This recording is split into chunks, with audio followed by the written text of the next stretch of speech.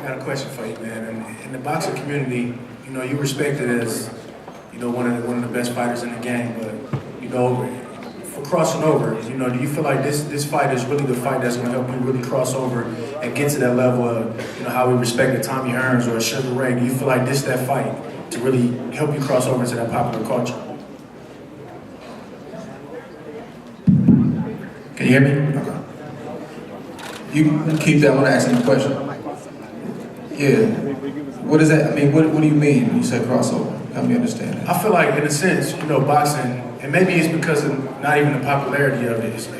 I mean, when you think about the age, you think about the super fights, you think about how we still talk about how great Sugar Ray and how Hagler was in those fights. We still talk about them to this day, and that was in the 80s. You know, do you feel like you've had some great fights, you beat some great opponents, but do you feel like this is the one that's really going to help you leave your mark, you know, and really take that next level of your career? Yeah, I mean, it's definitely one of them. You know, but in boxing, you know, people have short memories. You know, that's why you got to remember.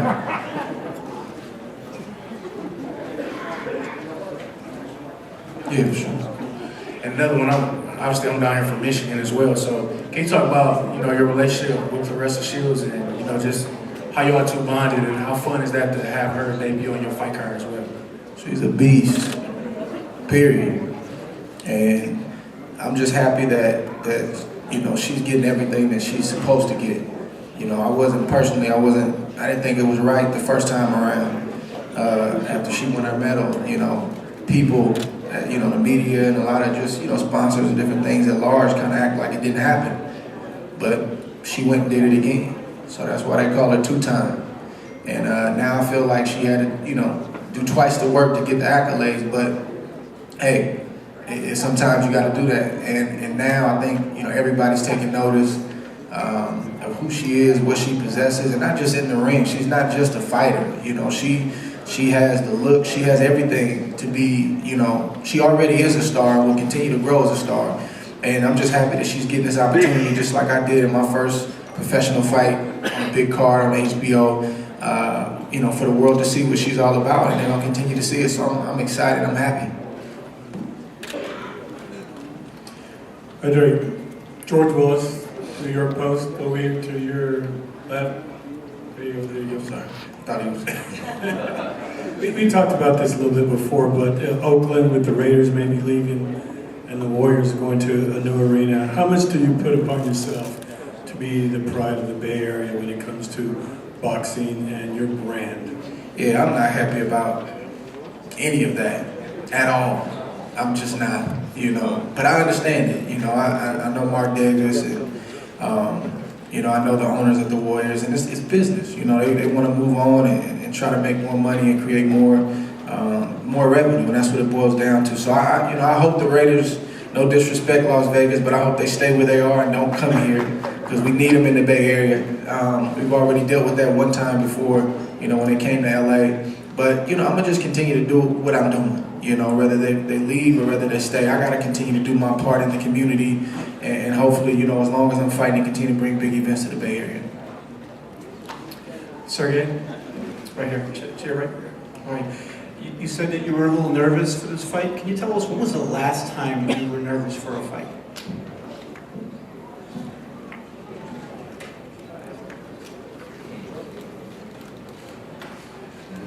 Every fight for me is like a very important fight. You know, like always. You know, like it's regular condition. When you have a nervous little bit, you know, it's good. If you never nervous, like it's not good. But like I'm in the best shape right now, like what I can have before this fight. For this fight. Andre, over here. The other day we talked about the Mayweather-Pacquiao fight. I want to ask you a question about Mayweather and that Conor McGregor deal that's going on now. That he called him out. Conor called out Mayweather. Two different disciplines, really, MMA and boxing. Why would it be probably a bad idea for Conor to jump in the ring with? Because he's fighting the best. He's fighting the best. It's not a good idea at all. He needs to leave that alone. And of course, on the flip side, if Floyd went to the octagon, you go with Conor McGregor. But I mean, I wouldn't mind seeing it. You know, I mean, I respect Conor for doing it. Calling Floyd out.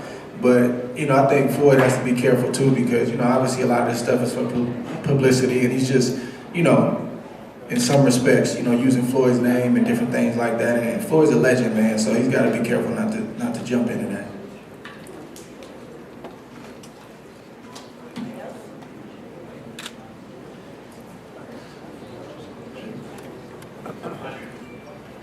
A question for Andre.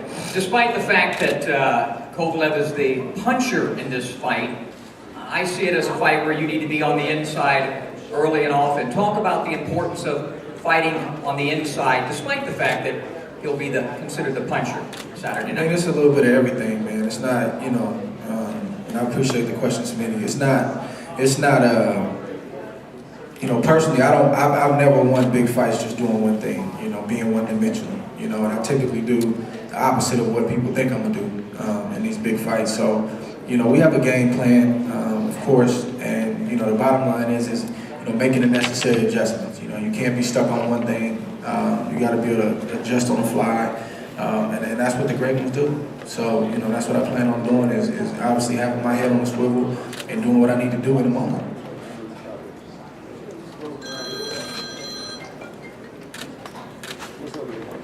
Okay, thanks for all the questions. You got one? Sergey, right here. Yeah, I watched the lead up to the HBO, and you said Andre was a dirty fighter, and I had no reason. I was just wondering what was your reasoning behind that?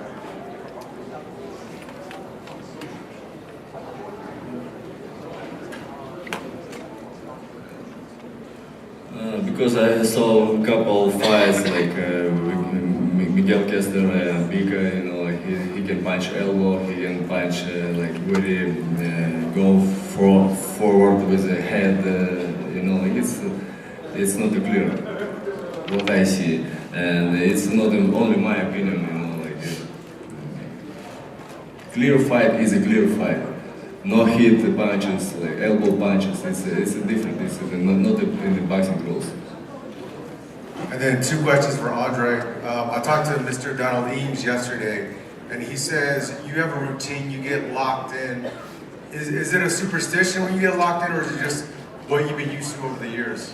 Nah, locked in is a lifestyle, man. It's just, you have to be. This is a sport where, one punch can change everything. So, for me, it's just, it's got to be on it's a daily routine, and, it's times you got to step back and enjoy what you're doing and smile and have a good time. But, it's just really the way I'm wired.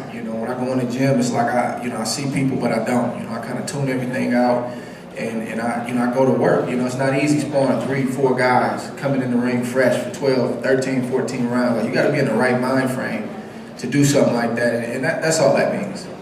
And were you surprised when Sergey said that you were a dirty fighter? I know where that comes from, They want to fight a certain kind of fight, and they want to put that out there so the referee can overcompensate, and where's the facts behind that? What fight have I been DQ'd from? What point has been taken from me? Really, the fight that he's talking about with Bika, I got fired. I got elbowed and headbutted. So I think they need to go back and watch that one again. I think just last question for you. Can you just talk about, a few years ago we had an interview where we talked about Christianity. And that's not something that's big in combat sports, MMA, boxing, and people, the media usually frowns upon that from what I've seen. Can you talk about that and how that's worked in your life? Yeah, that's okay. At the end of the day, I wouldn't be here right now if I didn't have my faith in God and have a relationship with God. So, not everybody's going to agree with your belief system. Not everybody's going to agree with, the way you move and what you do. I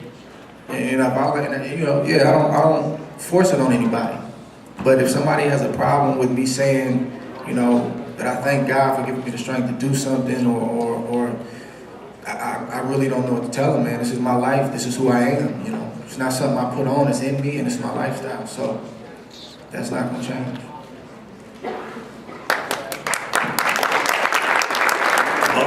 Yeah, I know. Just pull them up.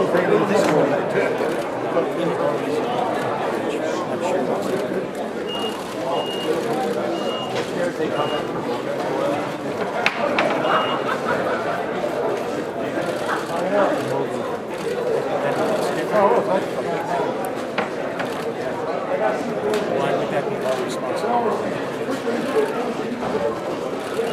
We don't have, if there is such a thing. That's our station. Yeah.